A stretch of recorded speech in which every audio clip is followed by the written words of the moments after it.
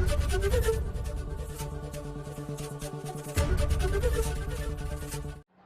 प्रमुख श्री तपराज सिंह जी और विकसित भारत संकल्प यात्रा में बिजनौर जनपद में नजीमाबाद के आज के इस कार्यक्रम में उपस्थित सभी भाइयों और बहनों, महात्मा विदुर की इस पावन धरा को नमन करते हुए विकसित भारत संकल्प यात्रा में मैं आप सबका स्वागत करता हूं।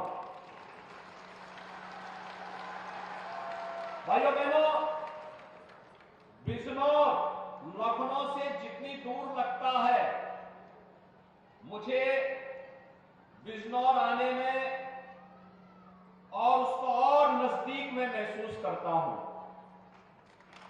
और इसी का परिणाम है कि आज बिजनौर तेजी के साथ विकास की मुख्य धारा के साथ जुड़ते हुए पश्चिमी उत्तर प्रदेश का एक आदर्श जनपद बनने की ओर अग्रसर है। भाइयों बहनों, जब विकास होता है तो उसका लाभ सबको प्राप्त होता है, प्रत्येक नागरिक के जीवन में परिवर्तन आता है, लेकिन विकास की पहली शर्त होती है सुरक्षा।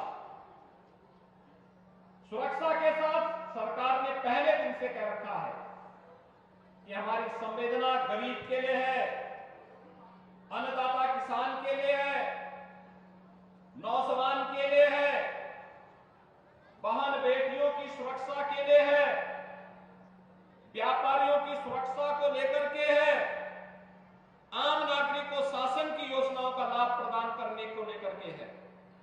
हमारी संवेदना किसी माफिया, किसी अपराधी के प्रति कतई नहीं है।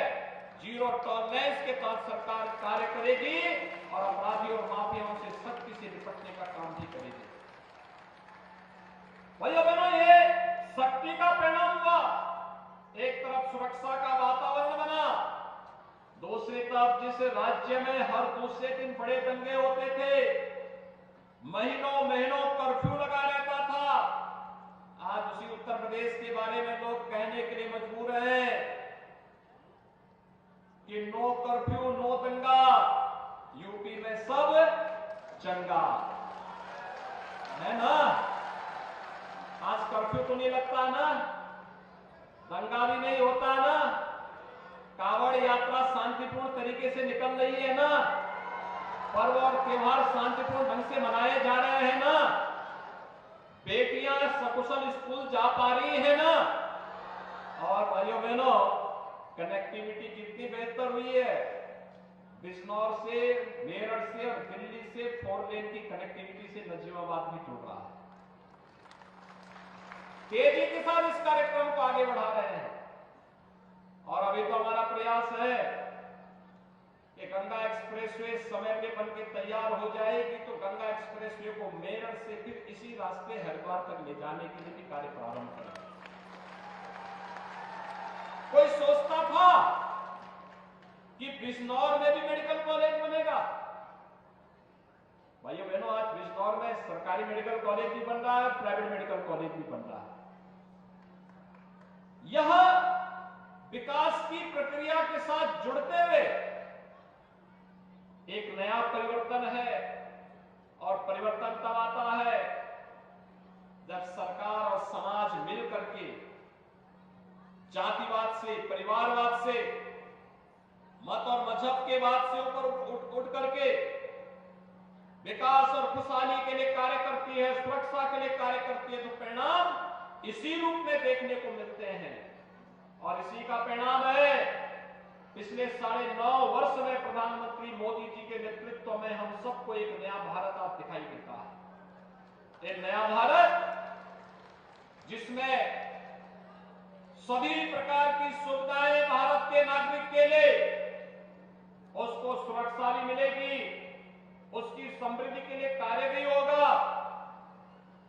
इंफ्रास्ट्रक्चर के highway, railway, airport, medical colleges, अच्छे संस्थान भी बनेंगे, गांव को बेहतर कनेक्टिविटी भी मिलेगी, और हर गरीब गरीब को बिना भेदभाव के शासन की योजनाओं का लाभ मिल करके उसके जीवन में परिवर्तन लाने का काम भी करेंगे। आप सोचिए, आजादी के बाद 70 वर्षों तक लोग क्या कर रहे थे। मोदी जी ने मात्र 9 वर्ष में 4 करोड़ गरीबों को मकान दे दिए और उत्तर प्रदेश में 6 वर्ष में 55 लाख गरीबों को एक एक आवास मिल गया। आप सोचिए, जिस गरीब के वहां मकान न हो, बरसात के समय उसका परिवार कैसे रहता रहा होगा।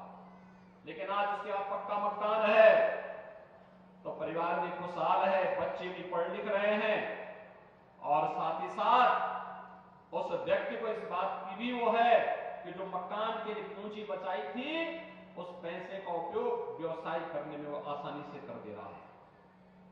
जिनके घरों में शौचालय नहीं थे, क्या हाल होते रहे होंगे उन लोगों के। जिनके घर में बिजली नहीं थी, क्या हाल होते रहे होंगे। जिनके घर में उज्ज्वला योजना का कनेक्शन नहीं था, क्या हाल होते रहे होंगे। और भाइयों बहनों, कोरोना कालखंड में तो क्या काम किया सरकार ने। मोदी जी योजना बनाते थे, प्रदेश सरकार उसको प्रभावी ढंग से लागू करती थी और फिर चाहे वह फ्री में टेस्ट रहा हो, फ्री में उपचार की व्यवस्था रही हो, फ्री में वैक्सीन रही हो, या फिर गरीब प्रधानमंत्री गरीब कल्याण अन्न योजना के माध्यम से फ्री में अन्न की योजना हर गरीब को देने का रहा हो। 15 करोड़ गरीब उत्तर प्रदेश के अंदर और 80 करोड़ लोग देश के अंदर इस योजना का लाभ लिए।